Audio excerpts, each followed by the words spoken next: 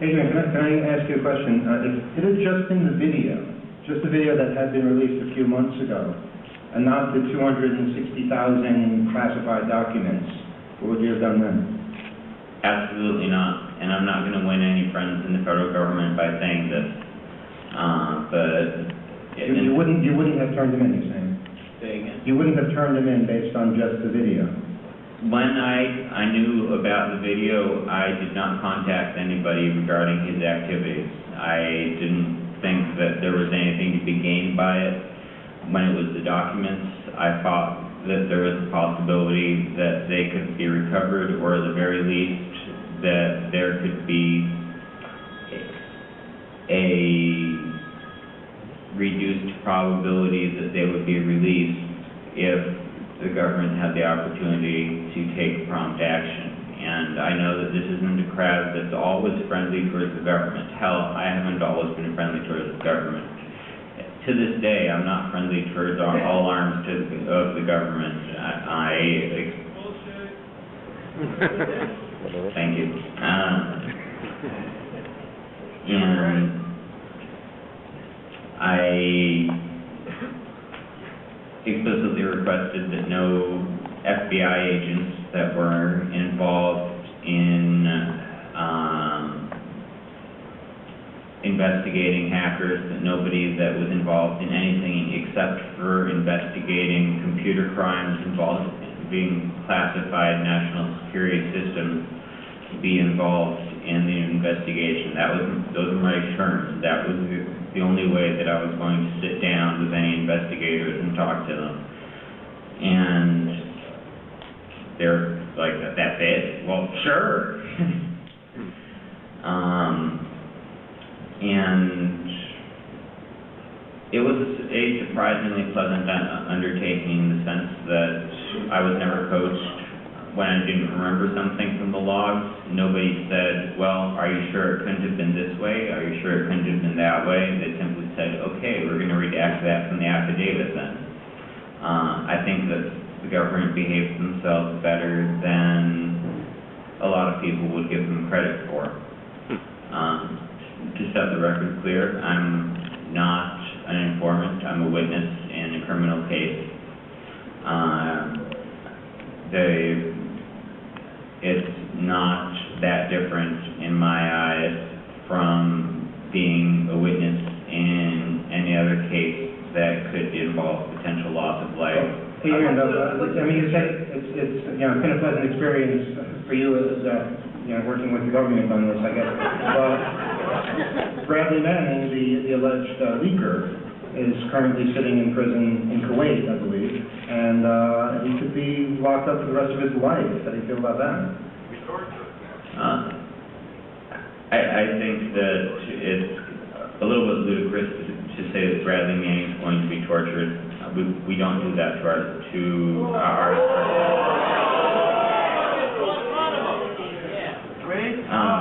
It's still open to debate. And it depends on your definition of torture. But let him answer the question. How do you feel about whatever state you think he's in right now because of your actions? He's not far from where he was to begin with when he signed up for an all-volunteer army, signed the forms indicating that he would handle classified material appropriately. He took, even if you're just talking about the video, the colloquially called collateral murder video, he took it from a JAG, the Judge Advocate General's office, officer's computer. That indicates that they were investigating it most likely at that time, and he could have compromised that investigation. So if there was a war criminal involved here, they could walk free because evidence was compromised as a result of Mr. Manning's action. I'm not sure what people are voting for, but war criminals walking free or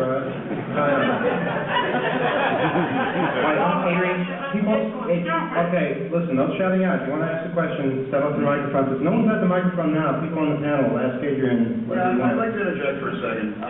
One thing that I'm not really understanding, that I'm dying to know, and I'm sure many people in the audience are dying to know, is why you're a witness. A person that, in my estimation, is of no particular import to this case whatsoever. Why did this soldier approach you with this information? That's what I'm not understanding. I think only Mr. Manning can really answer that question. I don't know what was going through his mind necessarily. He indicated that, well, I'm going to backtrack a little bit. Didn't he contact you because you were in Wired magazine and he saw you and thought that you'd be a friend to him? He indicated that he had seen my name in a search on Twitter for WikiLeaks. And the reason for that is that I have been a longtime supporter of WikiLeaks and am to this day. I believe that the mission is important. I think that they should continue to go forward, and I think that they should focus on oppressive regimes throughout the world that... Is anyone in this room being oppressed right now? Well, not by us, I hope. All right. We have some audience questions. Let's start with the first one. And please, no speeches. Make it short, succinct. Let's try not to shout anybody down. Let's hear what we have to say. Go ahead. So I appreciate your willingness to stand up in front and talk to us, but the stuff that I'm hearing you say, and I'm talking to Adrian here, in case I wasn't clear, the stuff that I'm hearing you say has a lot of American exceptions in it. Like, you seem to think that American lives are worth more than the lives that, for example, were being taken. I don't know how you justify that. Actually, I haven't said that at all. What I've said is that there may have been war criminals involved, those being the helicopter pilots.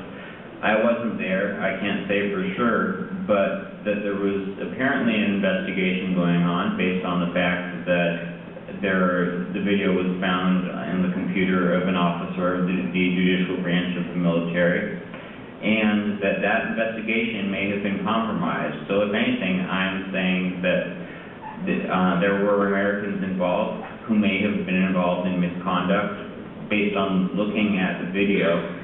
I would encourage people throughout the audience to look at it in its full unedited form, but nevertheless, even in its unedited form, it does appear somewhat damning. You're not answering my question about why you think that the potential American lives, say, tourists in other countries who might have, might feel worse or might be more scared because people think Americans are jerks because our actual activities are being exposed. Because everybody else All right. sucks. We're not listening to you. My question is why you thought those were privileged above the lives that we are taking every day in Iraq and Afghanistan. Why are you willing to privilege those lives, the lives of... Because those are the lives that I have the opportunity to try to affect positively.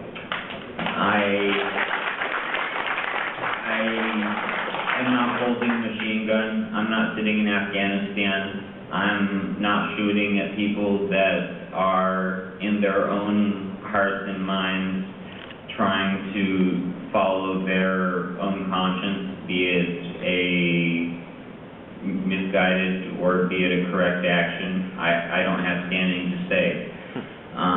There's a very good quote that a friend of mine, who of all things is a Little League umpire, uses very often when one of his calls is questioned, and that's, well, okay, I appreciate your input, but what did you see from where I was standing?